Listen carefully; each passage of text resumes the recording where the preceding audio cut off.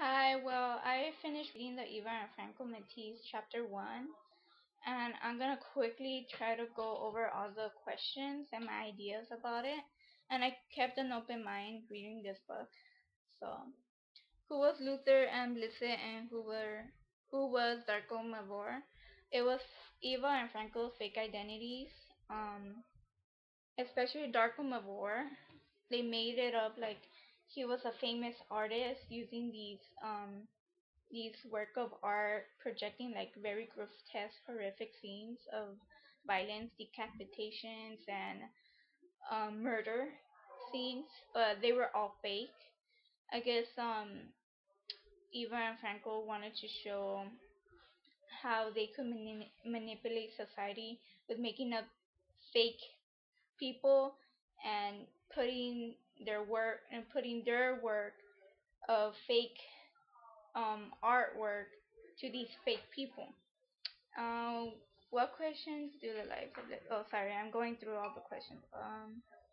I guess the questions that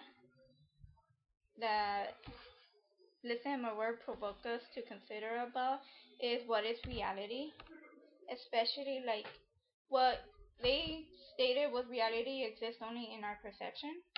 I think that's true because, especially in the media, I think that's what Eva and Franco are trying to say, that the media project these reports or scenarios, and we're expected to believe it. And I guess Eva and Franco want to show how we don't really question it. And what's ironic is that Eva and Franco make up these artists and make up these scenarios that the media actually believe in it. They don't really, if they really wanted to find out who these people were, they would have found out that it was Eva and Franco. So it's funny how Eva and Franco play the media when the media is trying to play society too. And so I guess all of that states how the media projects people's reality, especially right now with television, newspapers, with the radio.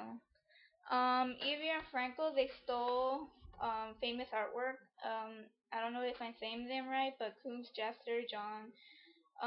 They collected these pieces, and I guess what they're trying to show is how they were able to steal from museums, just analyzing or paying attention to the scenario, and from this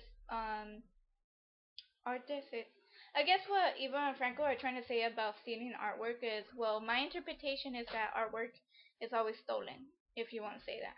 I don't call that stealing, I call that inspiration.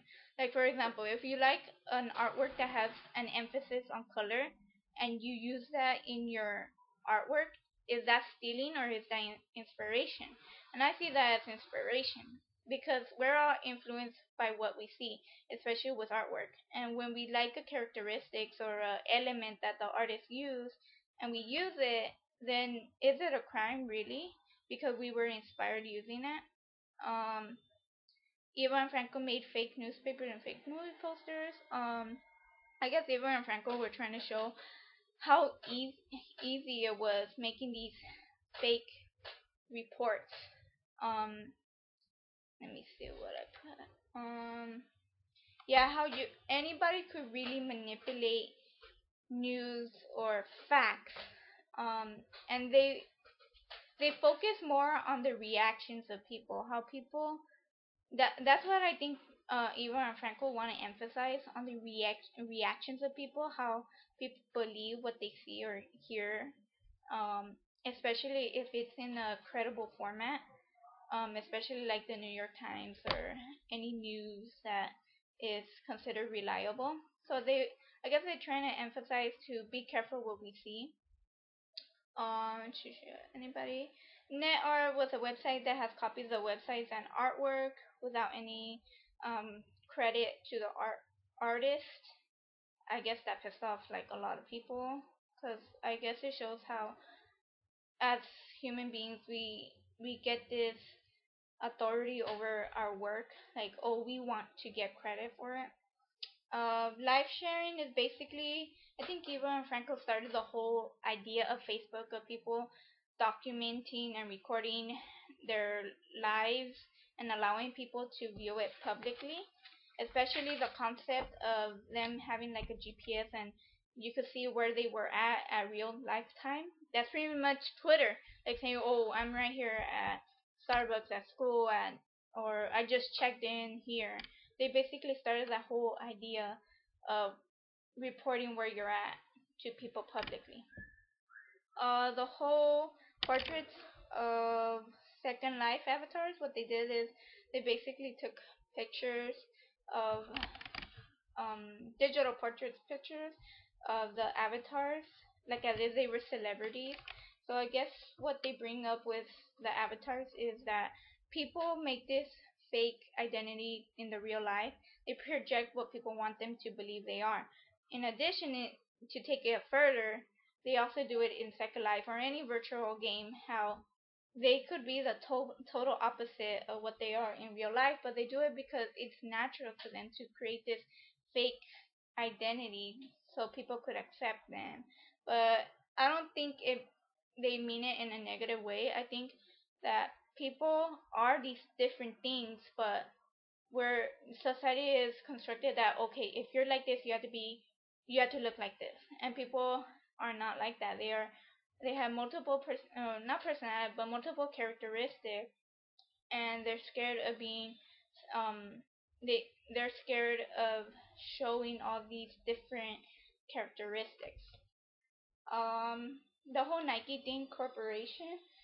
I think Eva and Franco they want to show how these corporations are taking over our society, and it is true how it's weird, like how children know what Nike logo is or a Starbucks or just by the symbol of it, and how I guess in this stunt it looks exaggerated, but is it really? Because I bet in the future they're still gonna be making money, Nike or Starbucks or Subway, and how saturated these corporations are gonna be with influencing with our lives. I don't think Cal State Long Beach Library should be changed to Starbucks. I don't know, maybe if I continue reading this book, I will change my mind. But right now, I think the library is just university library. I don't think people, Long Beach students, just go to the library just because to get a cup of coffee. I mean, I bet some days they do, but I think the majority of people go in the library to use its resources, and just Starbucks is just there as a convenience for people to hang out or drink a cup of coffee or whatever they want. But I don't know. I'll see while reading this book. Maybe my ideas will change. I have an open mind for this book, and my first impression with Eva and Franco is that yeah, they did steal. They did create controversy, but I have to give them credit that they did the job pretty well. They rarely got caught, and it makes you think. So I have to give credit to people who work work hard to get their points across, and it was successful. So I'm gonna continue reading this book later on, and hopefully I get new thoughts about art. And thank you very much for making this as an assignment for us to read. Thank you.